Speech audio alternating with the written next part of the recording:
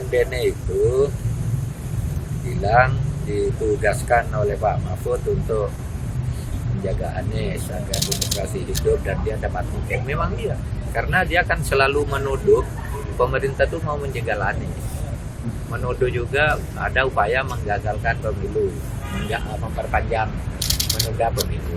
Kalau gitu bagi tugas, kamu setugaskan jaga Anies agar demokrasi hidup dan tidak lagi menuduh pemerintah, kan itu maksud saya, agar tidak ada pemerintah. Kalau ada dari pemerintah yang mengganggu ya lawan dari dalam.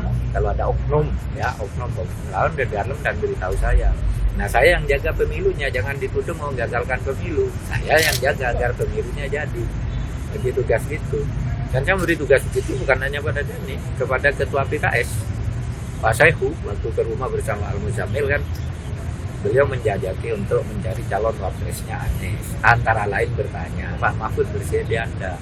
Enggak, saya bilang, karena di koalisinya Bapak itu, Partai Nasdem, Partai Demokrat, dan PKS itu punya ada yang Pak calonnya dari partainya sendiri. Nanti kalau saya ngajak ke situ, saya malah merusak demokrasi. Kalau yang satu keluar karena Anda ngajak saya akan bisa. Oleh sebab itu saya minta Bapak jaga koalisi. Saya bilang begini kepada Ketua PKS, jaga koalisi, jangan ngajak saya ke dalam agar tidak pecah. Kalau saya ke dalam nanti pecah malah karena ada yang tidak setuju, ada itu kan.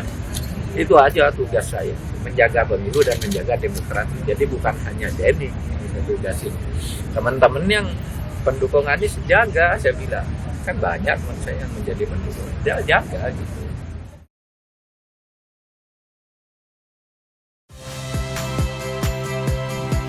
Saya Cynthia Rompas. Saksikan program-program Kompas TV melalui siaran digital, pay TV, dan media streaming lainnya. Kompas TV, independen, terpercaya.